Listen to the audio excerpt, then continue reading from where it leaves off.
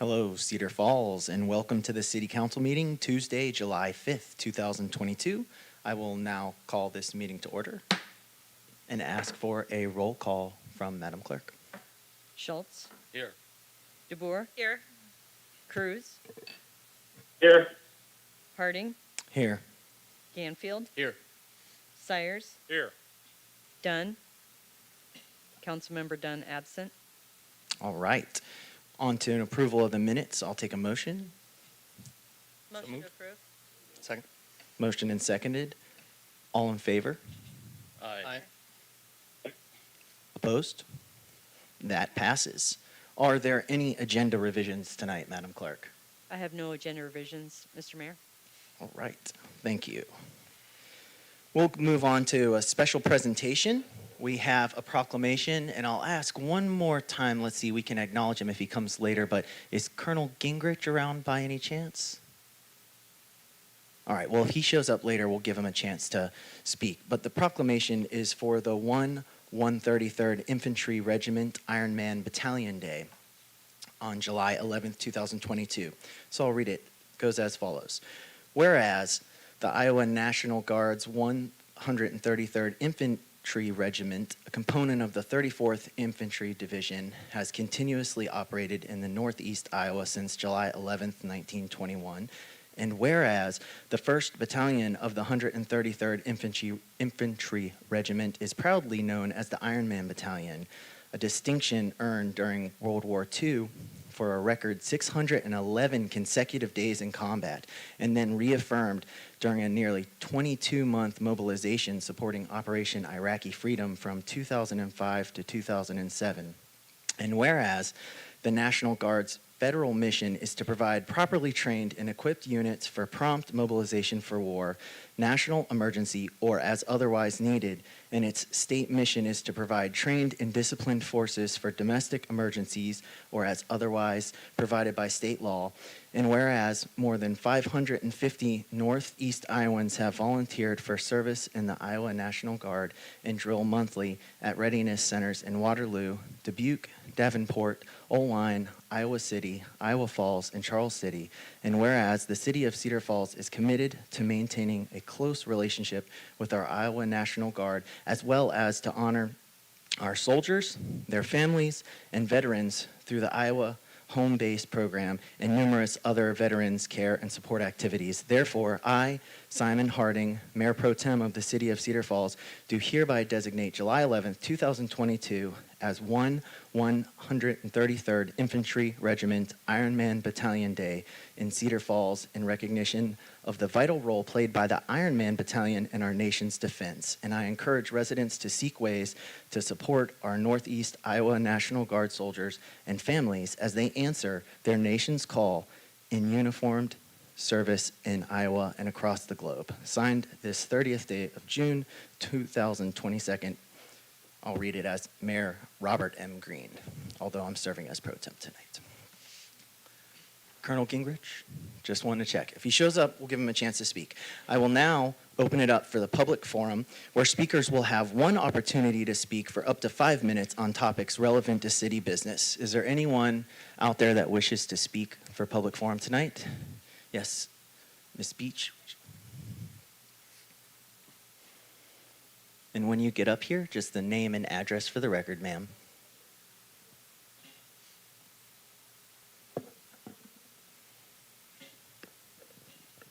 Is that going to work okay? Yes, ma'am. Okay, Rosemary Beach, Western Home Communities. I just wanted to come and say thank you to the people of Cedar Falls who participated in the Sturgis Falls celebration. It's been a long time coming to have that much fun. The whole event, when it says in the paper in our courier, the Cedar Falls Cedar Basin celebration draws crowds, thousands descend on Cedar Falls for festival. And years ago when I was part of that, we really did have thousands. And I happened to be this weekend fortunate enough to volunteer in 3 different places, and I saw an awful lot of people. So my estimation is we had 200,000 people here over the 3.5 days we have. You can argue that, but if you weren't out in it, Some of that stuff was really packed. Anyway, I want to say the thank you. And I wanted to make sure that you realize that we had a real Sturgis relative here, and that was Jackie Sturgis. She's back home in Sturgis, Michigan. And she was, Jay introduced her on Friday night from the, before all the other people were introduced. And also at the parade, John Luscheitz talked to her a long time about it. She's the great, great niece of William Sturgis, who we named the festival after in the bicentennial year. That's when Tom and Judy and I were doing it, and seemed like a good idea. The state of Iowa wanted to have every Iowa town take part in a festival, and ours turned out to be Sturgis Falls. What else did I want to say? Basically, I want to say that we need more volunteers to take care of it. Everything is free. Free, free, free, free, free. That was one of the things the three of us always decided. We didn't want to charge for anything. You can eat up all the food you want, but you have to pay for that. But we also now need volunteers. I don't know if you have noticed in the organizations you belong to, but volunteers are darn hard to find. And this is the 46th year. And I know it's going to go to 50 because I know Jay's working on stuff. And I fear for after 50 if we don't find more people to come and get their time. And I know every organization is using volunteers, and they just work their toes off all the time. So I'm hoping some of you were volunteers that day. I know some of you were in parade because that's one of the things I got to do this year was to give out awards as the money to the people who were chosen that day. So I'm just throwing that in. Sturgis Falls will happen next year. I'm sure if we don't get rained out. Climate change is really something at this point. Anyway, I do have about 3 brochures in case you didn't pick one up for some reason. They were everywhere. And I'm hoping that every one of you was a volunteer this last weekend. And it's been a labor of love for the people who are responsible for it. And I just want to thank them all. So next year is coming. Go and volunteer. Call the mayor and put your name in the basket for volunteering. Thanks. Thank you, Miss Beach, and thank you to everyone who did help make all the festivities of Sturgis and the Cedar Basin Festival and all the things happen. We really do appreciate you. Anyone else from the public wish to speak? Yes, sir. Name and address for the record. Name is David Spreitzer, address 915 State Street, Cedar Falls. I don't know if this is picking it up, must be. Just a couple questions, or 2 things I wanted to point out was I really admire how you guys did the work on the sidewalks on Main Street. Everything, it was, I know they were trying to get everything nice and trim before Sturgis, and I think they've got it probably like 99.9% there. The only thing that really bugged me was down where the bar, the Blue Room,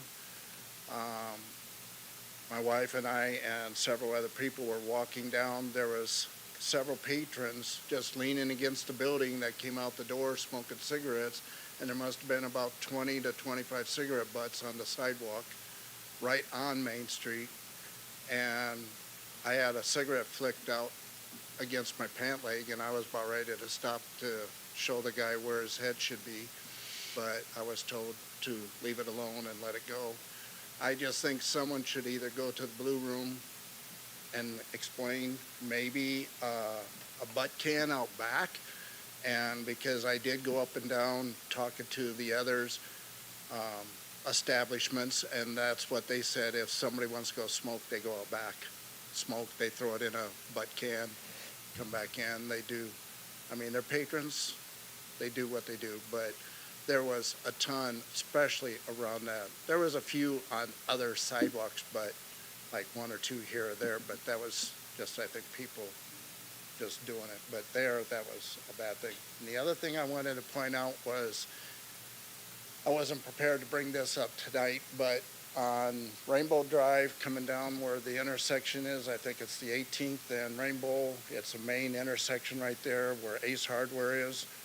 If you're coming down Rainbow, I think it's really stupid if I pull up to the line and wait for a red light, that you almost have to either get up on your dash and look up and say, what color is the light? Because I can't see it.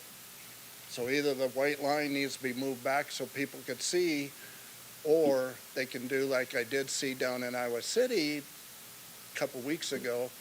They have almost identical intersection. They have one little light post, stoplight put up, which there's plenty of room to do that. They could do it so when people come up, there's a stop right there. It's got once, and I honestly couldn't tell you how much one stoplight is going to cost, but I think it's something that ought to be looked into, because there's an awful lot of people that come down Rainbow and they're trying to stop on the red light so they can make a right-hand turn and then go down towards Cedar Falls.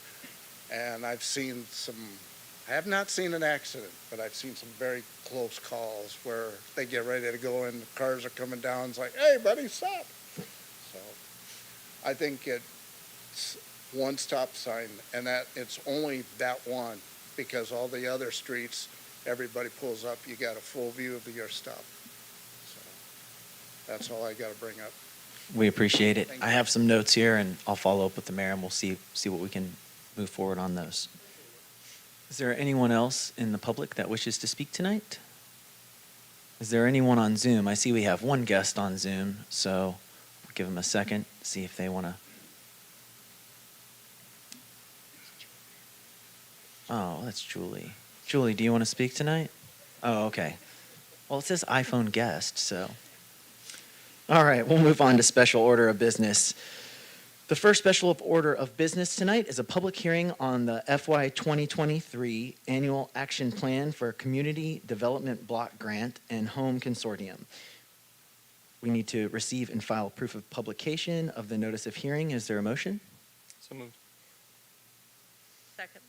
Motioned and seconded. All in favor, say aye. Aye. Aye. Against? All right. Were there any written communications filed with the clerk?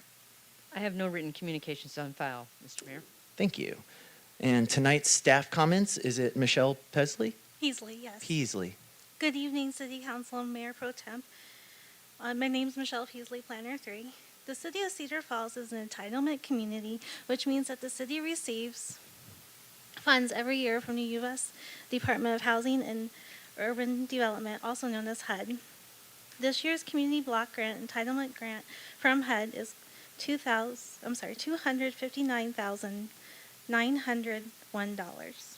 The annual action plan outlines how the city will spend those funds, how the funds meet the consolidation plan, and the goals and objectives of HUD's.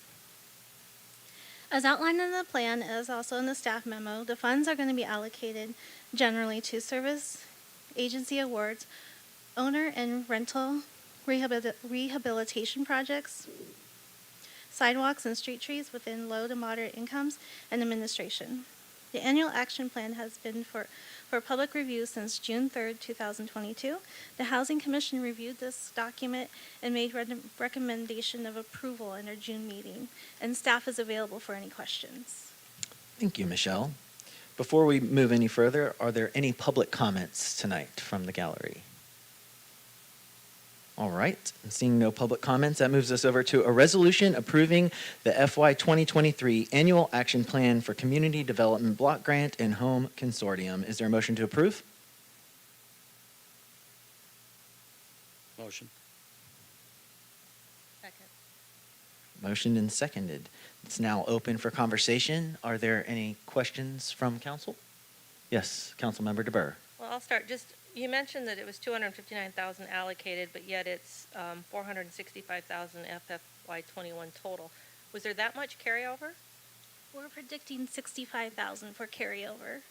So where's the other $60,000 or $50,000 come from? 465 minus 259. It worked on our spreadsheet. Stephanie, do you remember? I don't have an exact number, but most years we do carry over some funds, and so then we reassign them. Whether, in years past, it was a lot of owner-occupied rehab. That was always the one that kind of carried over since projects don't always fit the years. But then if we have remaining funding from a sidewalk project or a lining project, then we'll reassign it into a new project for the coming year. So I don't know where that 50,000 is off the top of my head, but we can take a look at those numbers and follow up with you. I was also curious if, was there set timelines that had to be followed for this? For grants or for requirements from the federal government? You might be thinking about our CV funds where we had some deadlines to meet, but every year we receive these entitlement funds. We do have a limit of not being able to have more than 1.5 times our annual allotment. Is any of that answering your question, or? Well, I was confused why it looked like there was 10 action steps that you're trying to take. I'm trying to understand if we had requirements for those 10 action steps, because the steps are pretty general, but when you read the detailed description, they get into, for example, accessory dwelling units in low and middle income housing areas, but yet that's not in any of the action plans, but it's in the narrative. So we have a 5-year consolidated action plan where we outline for a 5-year period generally what we would anticipate spending with our estimated allotment that we would receive from year to year. So that has a little bit more detail about components of activities that might fit within that, and then each year we say, okay, this is what we're going to spend in this area. I'm not familiar with the accessory dwelling unit thing you might be talking about. I know we now have funding toward rental rehab. It was on page 32 in the document, but is what you're trying to do is get action on page 21 with these 10 points? My page is cut off here, so.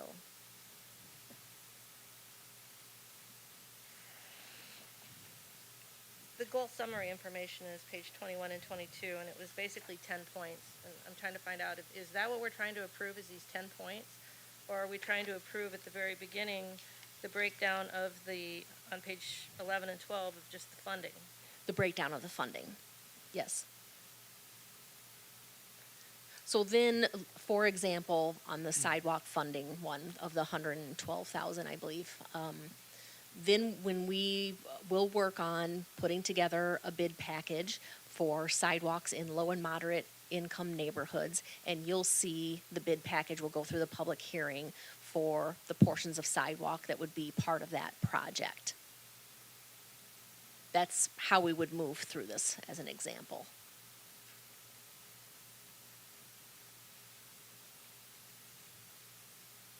So where there's $0, you're just not going to do that? Correct.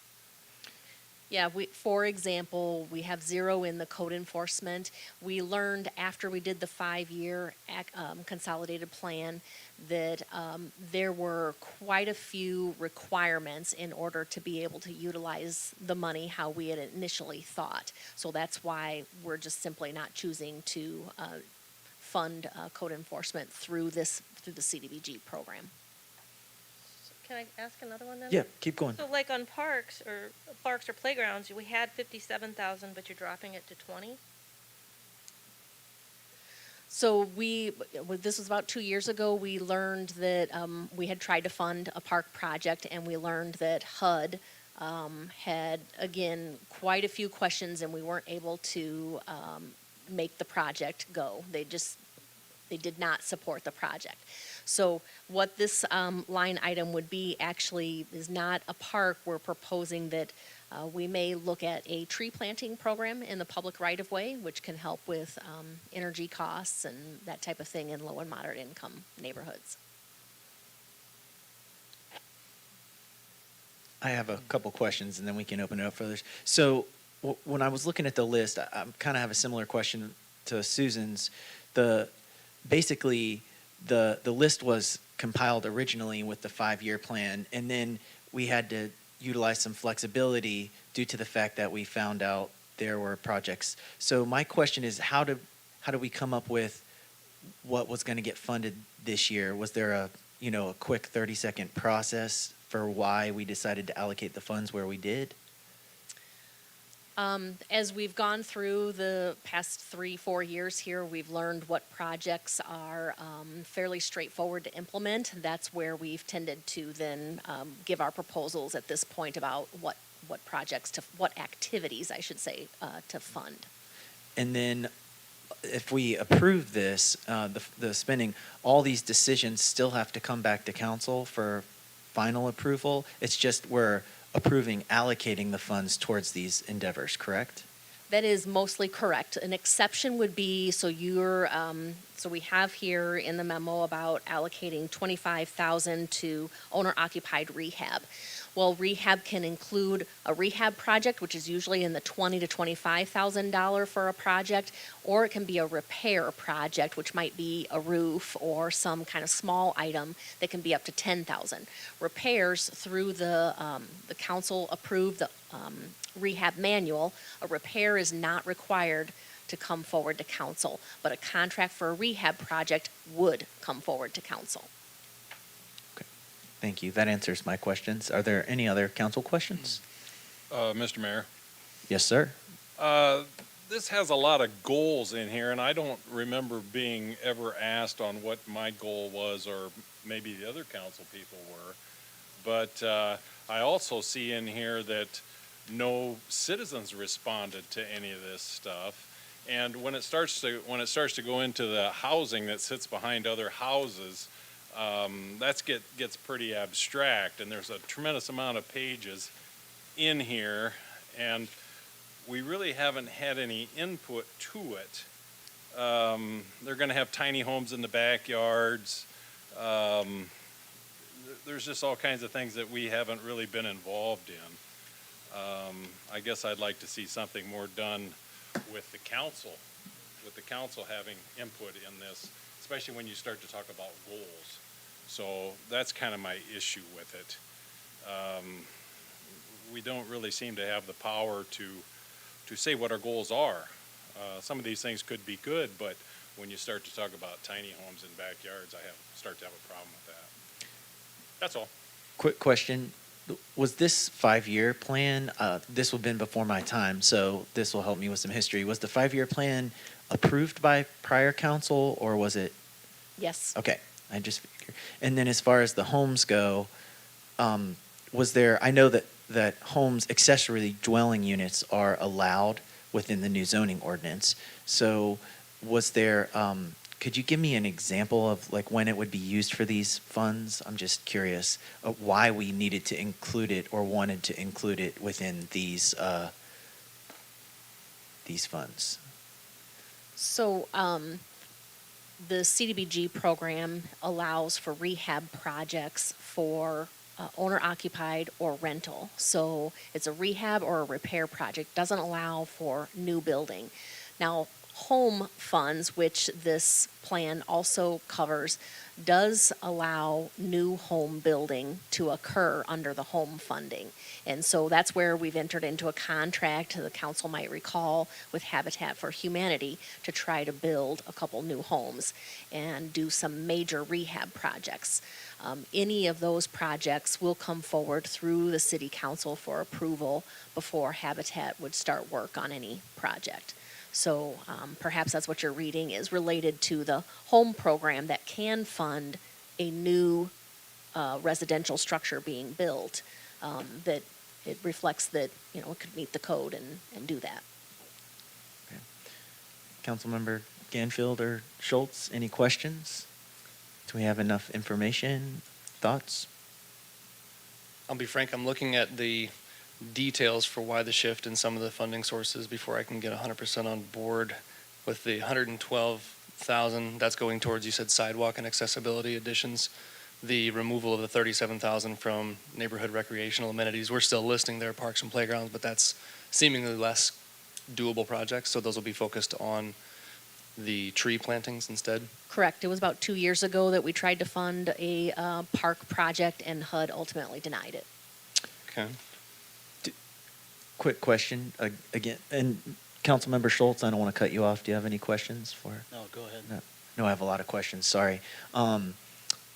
The funding for all of these has to be approved ultimately by HUD, each and every category? Correct. Okay, just double checking. And then my last question would be the extra funds. I know they have to be from specific categories from years past. We couldn't just grab it from anywhere, or could you give me I know we don't know exactly where.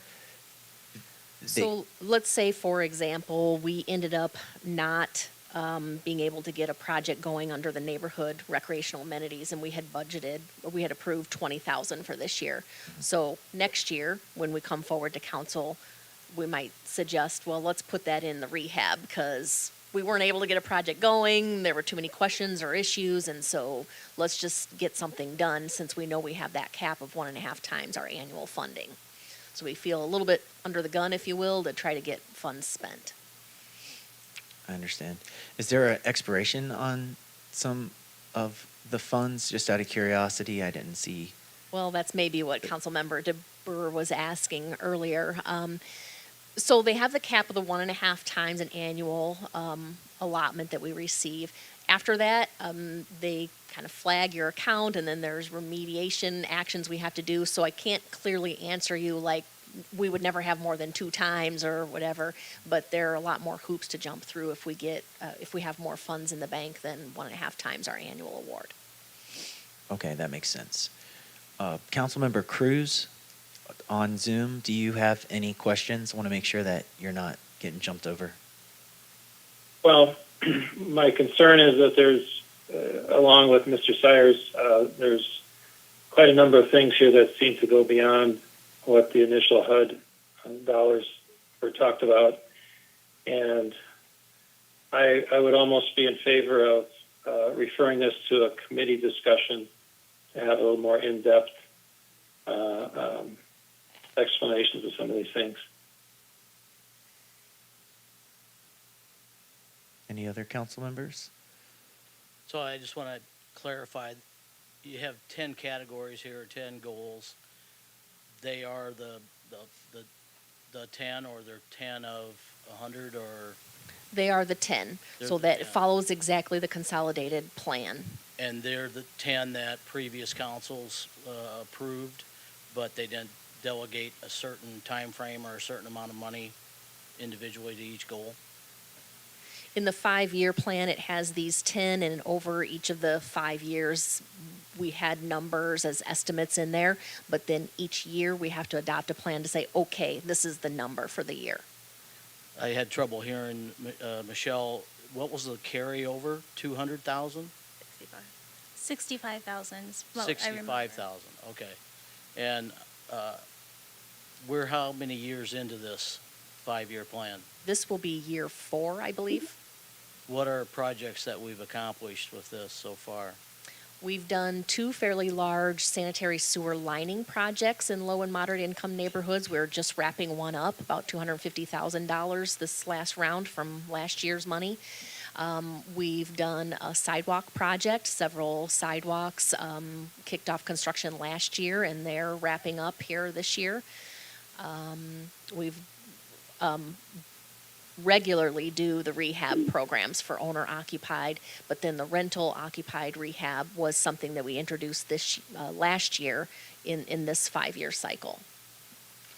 And then, so just to clarify, we have a $400 and some odd dollar budget, and we are looking to spend that total in this next 12 months? We try to. It follows the federal fiscal year, but then we can roll it over. We don't lose it. Although that we're going into, is that 5-year plan our self-imposed 5-year, or is that a requirement? That's a requirement from HUD. That's a requirement from HUD. And there's a citizen participation requirement with that 5-year plan. So that these came out of a citizen and a council That's combined correct. goal A setting. number of committee meetings we held with various citizen groups. Okay, thank you. So I have one more question.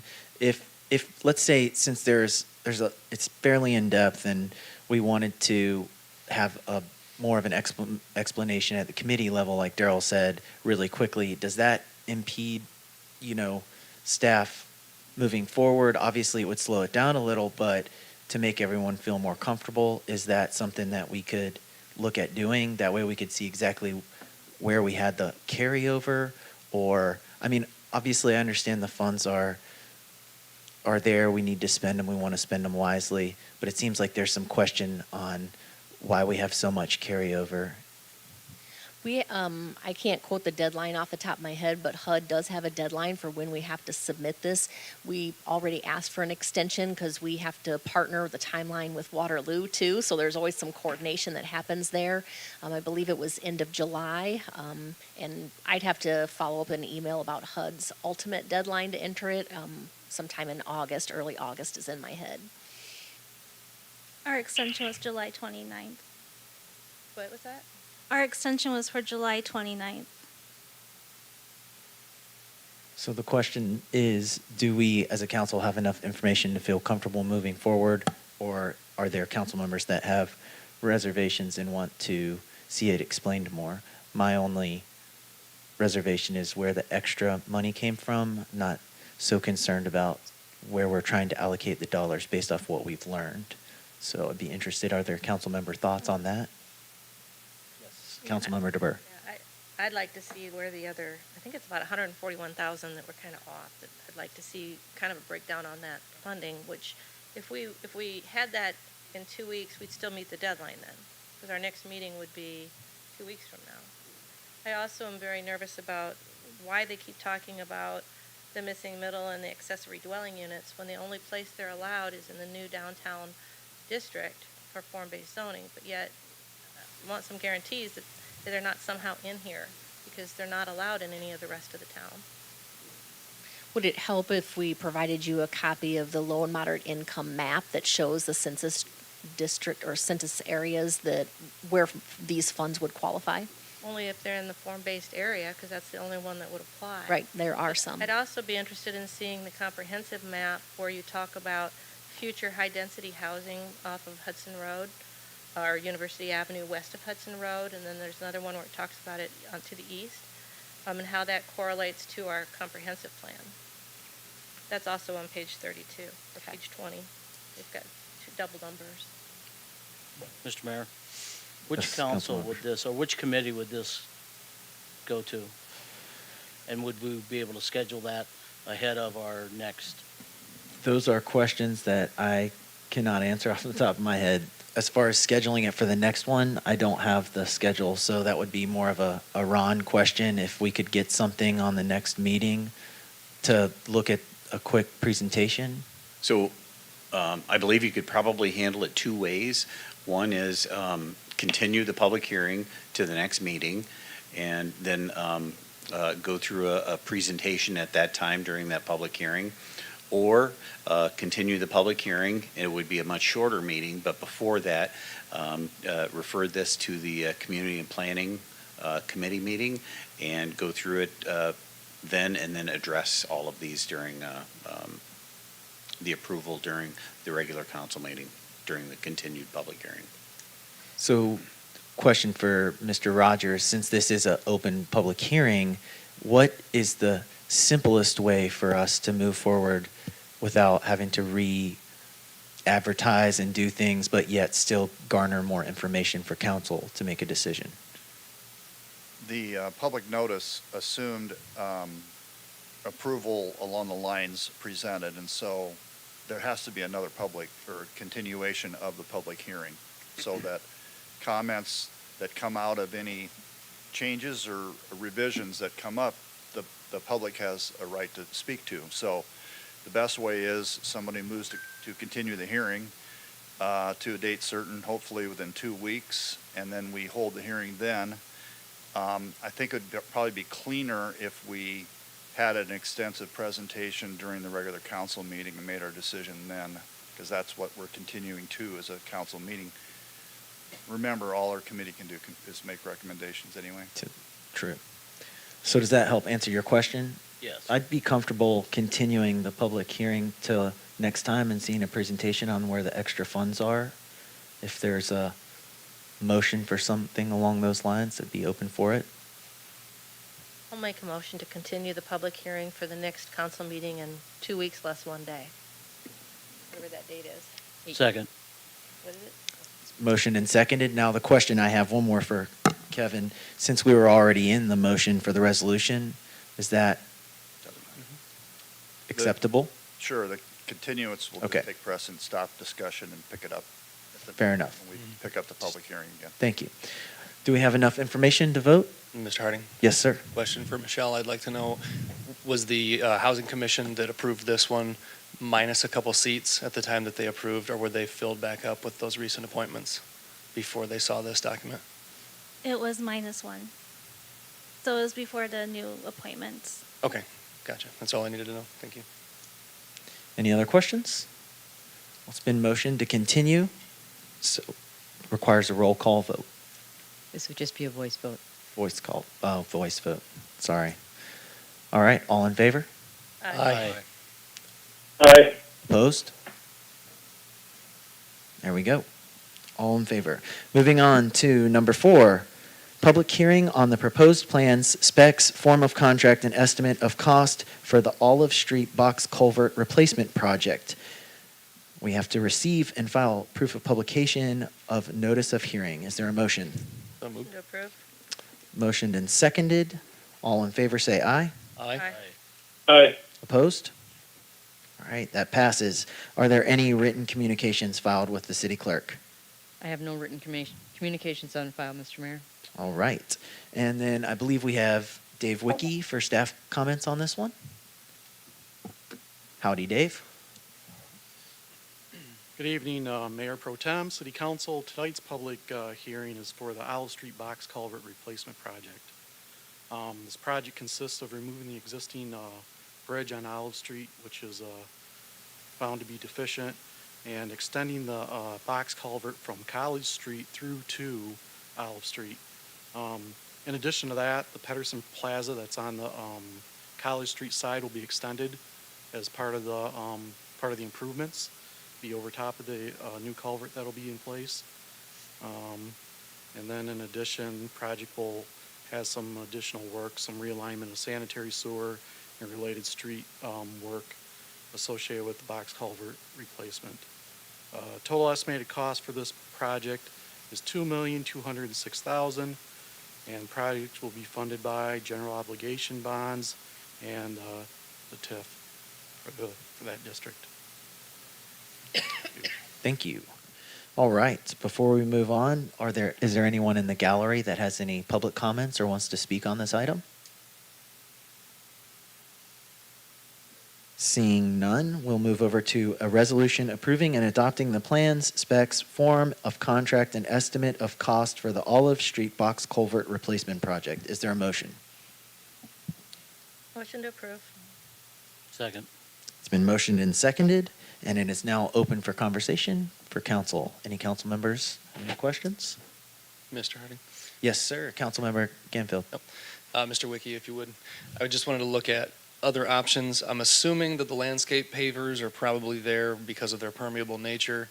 Are there alternatives to $236,000 in paving for this plaza, essentially, over the culvert? I see that as the line item. It says $235,800. Is that the most cost-effective way to accomplish what we want? For just to keep consistent with the existing plaza and to extend that out, that would be the most efficient way to do that. Okay, so it's both aesthetic as well as function. The only other one, I was floored at the cost of precast culverts, and I don't know if we have any experts on that, but would our engineers have an opinion on whether we could form and pour more cost effectively than the precast culverts? Well, that's an alternative, so that'll be, Whoever brings the bids will. we'll evaluate that when the Okay. bids are in, and whatever is most cost effective is probably the way we'll go. Okay. That's it for me. Any other questions from council? Yes. Yes, sir. Councilmember Cyrus. I have a question for Mr. Wicke as well. Were there any alternatives looked into for this, or was it just always going to be the box culvert as an open concrete ditch? Or they had talked about a trout stream in this area as well, because some of the thermal geothermal dumps out from UNI into this particular creek. Was anything else looked into, or has it just only been the box culvert the whole time? Primarily box culvert because the bridge itself needs to be replaced. So in order to replace that bridge, we had to put in a culvert regardless. So there were no other alternatives looked at? Not that I'm aware of. no. Okay, thank you. Yes, Councilmember DeBur. Well, doesn't the box culvert best stabilize the slopes on both sides? Because I know there had been some problem with that. So I thought that was really one of the key issues on why we wanted to do it this way. Yeah, there'll be extending out from the ends of the culvert are these wing walls, and they go up on the slope of the banks. And in addition, further downstream, just immediately downstream, there'll be some improvements made to the existing stream banks. Seems like we've been working on this a long time. Yes, sir. Councilmember Schultz. What's the lifespan of the box culvert compared to replacing it with a typical bridge? And So- incorporating the sidewalk with the bridge? So the typical lifespan of this culvert should last roughly 40, 50 years. And compared to a bridge? Depends on the type of construction of the bridge. Bridge could last just as long, depending on the materials of construction. So kind of apples to apples. Okay. Any other questions? Seeing none, this one will require a roll call vote. Harding, Aye. Gamfield, Aye. Sires, Aye. Schultz, Aye. DeBoer, Aye. Cruz, Aye. all voting aye, Mr. Mayor. Thank you. Moving on to old business, we have passing of ordinance 3013, amending Chapter 23 of the Traffic and Motor Vehicles of the Code of Ordinances relative to prohibiting parking on portions of South Lawn Road upon its second consideration. Is there a motion to approve? So moved. Second. It's been motioned and seconded. Are there any questions from the gallery or anyone that would like to speak on this? Any questions from council? Anybody need a recap? All right, well, with that, this one will also require a roll call vote. Harding, Aye. Gamfield, Aye. Sires, Aye. Schultz, Aye. DeBoer, Aye. Cruz, Aye. all voting aye, Mr. Mayor. All right, thank you. Moving right along to the consent calendar. These items will be acted upon by a voice vote on a single motion without separate discussion unless someone from the council or public requests that a specific item be considered separately. Is there anyone from the public that wishes to pull items 6, 7, or 8? Anyone from council that wants to pull an item? All right. Well, with that, I'll read the items. Receive and file the City Council Standing Committee minutes of June 20th, 2022, relative to the council meeting rules of order. Receive and file departmental monthly reports of May 22nd, 2022. And then approving the following applications for beer permits and liquor licenses. Is there a motion to approve? So moved. Second. It's been motioned and seconded. All in favor say aye. Aye. Aye. Aye. Opposed? All right, that passes. Now we're moving on to the resolution calendar. Well, the following items will be acted upon by a roll call vote on a single motion without separate discussion unless someone from the council or public requests that the specific item be considered separately. Are there any members from the public that wish to pull an item from number 9 through 21? Seeing none, is there anyone in council that wishes to pull an item? Mr. Mayor. Yes, sir, Item Councilman. 12, please. We'll pull 12. Anyone else? 16, Mr. Mayor. 16. Anyone else? 16. Yep, same. All right. So I will read the following minus 12 and 16. Number 9 is a resolution directing the advertisement for sale of general obligation capital loan notes and approving electronic bidding procedures and official statement. 10 is a resolution levying a final assessment fee for costs incurred by the city to clean up and remove debris from the property located at 1106 West 9th Street. 11 is a resolution levying a final assessment for costs incurred by the city to clean up and remove debris from a property at 315 West 11th Street.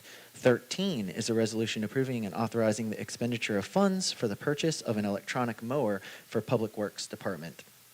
14 is a resolution receiving and filing the bids and approving and accepting the low bid of Blacktop Service Company for the 2022 Seal Coat project. 15 is a resolution receiving and filing the bids and approving and accepting the bid of Benton Sand and Gravel as the only bid received for the 2022 University Avenue BioCells project. 17 is a resolution approving and authorizing execution of a financial assistance award with the United States Department of Commerce, Economic Development Administration for American Rescue Plan Act funding relative to the Cedar River Recreational Improvements Project. 18 is a resolution approving and authorizing execution of a service product agreement with Iowa Northland Regional Council of Governments for administration of the United States Department of Commerce Economic Development Administration grant relative to the Cedar River Recreational Improvements Project. 19 is a resolution approving and authorizing execution of 4 purchase offers relative to the Voluntary Property Acquisition Program in conjunction with the Northern Cedar Falls Flood Buyout Program. 20 is a resolution setting July 18th, 2022 as the date of public hearing on the proposed rezoning from R1 Residence District to A1 Agricultural District of property located at 2209 North Union Road. And 21 is a resolution setting July 18th, 2022 as the date of public hearing on the status of funded activities for the State Award of Community Development Block Grant funding relative to the CARES Act. Is there a motion to approve all those as read? So moved. Second. It's been motioned and seconded, and this will require a roll call vote. Harding, Aye. Canfield, Aye. Sires, Aye. Schultz, Aye. DeBoer, Aye. Cruz. Aye. All voting aye, Mr. Mayor. All right, thank you. That brings us back around to item number 12, which is a resolution approving and authorizing execution of a service product agreement with Port 53 Technologies for security testing relative to the city's computer network. Is there a motion to approve? Motion to approve. Second. It's been motioned and seconded, and Councilmember Ganfield, you had a question about this? Yeah, Go for it. 2 items, Mr. Mayor. Yes. For Julie, I wanted to point out, one, how good it is that we are doing pen testing in our network, and I think it's necessary, and I'm appreciative of our city's staff doing that. Secondarily, in that same comment, I know you guys haven't had an easy day, so do pass along our thanks to your staff once they get all those issues mitigated. The actual question that I had for this item is it references an Exhibit B in the document, and I didn't see it. If I missed it, I apologize, but what is the total cost outlaid for this agreement? The total cost for this was actually only $5,800. It was not much of a spend. Okay. Just to follow up on that, Julie, are there any local entities that we've considered and had success with? We would. This actually happens to be, it was almost like we had purchased a piece of equipment from them. They offered the vulnerability and pen testing on top of that. So yes, this will only get us through like 6 months, and then we'll continue on and try to get probably a little more robust pen test too. Like, try to break into the doors kind of thing. Yeah. Excellent. I think that's a good deal for what you're going to get then, especially at 6 months worth. Exactly. Okay, that's all I had. Thank you. No problem. Any other questions? All right, it's been motioned and approved, or seconded, so this one requires a roll call vote as well. Harding, Aye. Canfield, Aye. Sires, Aye. Schultz, Aye. DeBoer, Aye. Cruz. Aye. All voting aye, Mr. Mayor. All right, thank you. That takes us over to a resolution receiving and filing the bids and approving and accepting the bid of Kirk Gross Company in the amount of, well, I'll skip that because I'll probably mess up the number. The only bid received for furniture relative to the City Hall remodel project. Motion? Motion to approve. Second. It's been motioned and seconded. All right, Councilmember Sires, you had... Yes. This just happens to do with the remodel, $4.5 million at City Hall. I was against that, so I just wanted this pulled out for that reason. All right, no problem. Anyone else? Well, I was curious on, obviously, we have situations where we only have one bid. We've got others on the, here already. Can anyone speak to how we ended up with just getting one bid in this situation?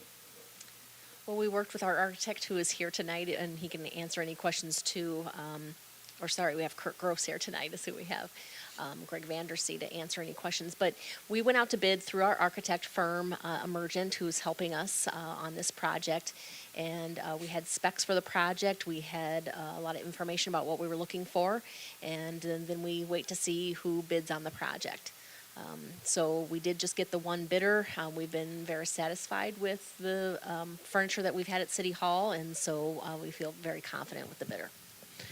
I can add maybe just one thing on that. I know we had one bidder, I believe, said that they thought this project was a little too big for them, that they were interested in bidding, but this was a little too big a project for them. And I believe then we had another bidder who said they didn't think they could get it done in the timeline that we needed. So there was some interest by others, but that was some of the feedback we did get.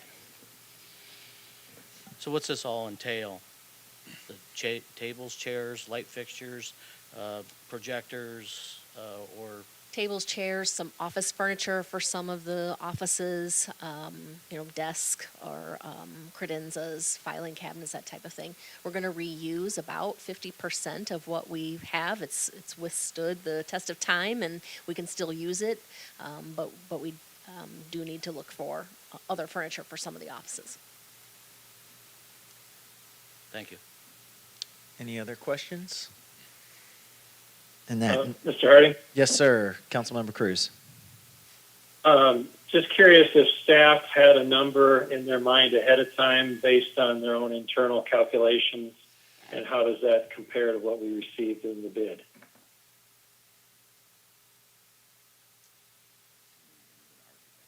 We did have an architect's estimate for it. I believe it was came in slightly higher, but still within funding that we have available for the project.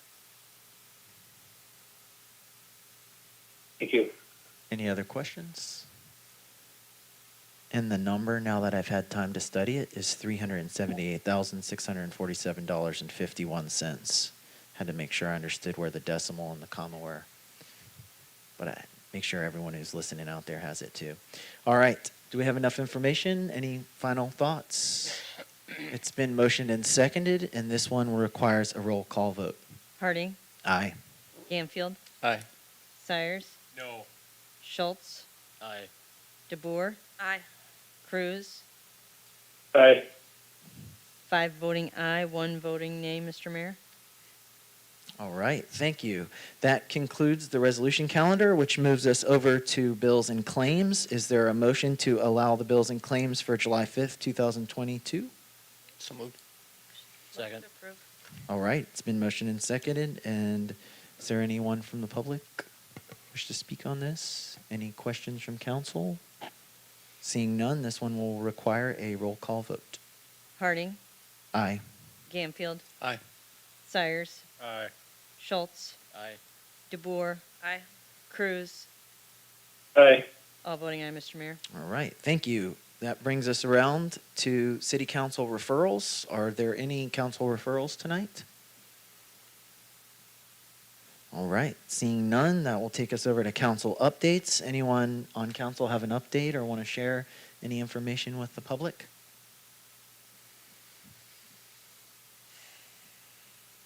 No one had fun at Sturgis or anything? Went out and saw? No 4th of July? All right, well, busy studying the packet. That brings us around to staff updates. Any staff updates tonight?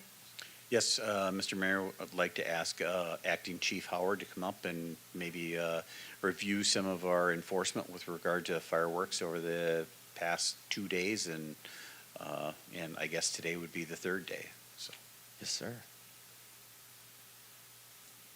Well, thank you. We actually started on the 1st, as we were asked to do, as far as special enforcement. I'll just go through some of the things we saw. There were 54 calls for service from July 1 to July 5th. 16 of those calls were officer initiated, meaning the officer themselves called that in, so it really wasn't a public complaint, which leaves us with 38 calls for service, compared to 79 for that same time frame last year. So calls extremely down. It's about a 52% decrease. Tickets wrote, total tickets wrote, we wrote 36 tickets under the new ordinance, starting since June 6th through today. I think we wrote one ticket today. And then we have enforcement yet tonight. Really the 4th, I think the 4th stands out the most. We had 36 calls for service for fireworks last year on the 4th. Yesterday we had 9. So it was down considerably, right at about 75%. Now I realize because there's a legal time frame now where they can shoot them, but that's still 75% less calls the officers had to go on, and where they could focus their attention elsewhere. I will say I worked Friday and Saturday night doing fireworks enforcement till late in the night. I thought it was quieter. I think the director would agree with me. He was out also on Saturday night, not near as noisy as it's been. As far as outside of that window, the 3rd, 4th, and 5th. We only wrote 5 tickets that night. And then when the 3rd started, on the 3rd we wrote 13 tickets. The 4th we wrote 11. And then like I said, today we've had 1. And then there's weather coming in, so I'm not sure. I would think tonight might take care of itself, but we'll see. And then any questions, I can sure try to answer them. I have one question. I was approached by a citizen that had a question about someone was shooting fireworks off, and it wasn't on a city street, it was on their property, so that's legal. But they said they were on top of like a 15-foot or so thing that they had built. Is that legal? Would that be something we would have to talk about and address in the ordinance, or is that? That is legal, as long as it's on their personal property, yep. As long as it's on their personal property. So something for council to take up if someone's going to build. Yeah, and our tickets varied from the litter to city streets, city sidewalks, and then some for the outside of the window authorizing use. So it was a variety of tickets wrote under the new ordinance. Okay. Any questions from council for? Well, that was my question on what the scope of the tickets were, if they were mostly outside of the time frame or. I think actually most of them were for improper use or littering. We wrote, I don't have the breakdown in percentage, I can sure get it to you. But I think actually most were during the window where they were shooting them either in parks, parking lots, or out in the street. And they were caught by officers doing so. We had 12 calls yesterday total. I want to say maybe it was a little more than that. 12 calls total yesterday. 11 of them received citations. So the officers were really diligent and stayed at it. All right. Thank you so much for the update. Appreciate it. Are there any other staff updates tonight? No, sir. All right. Looks like we've come around, and I will take a motion to adjourn. You have it. So moved.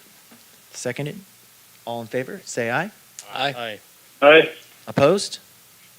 All right. We are adjourned. Thank you very much.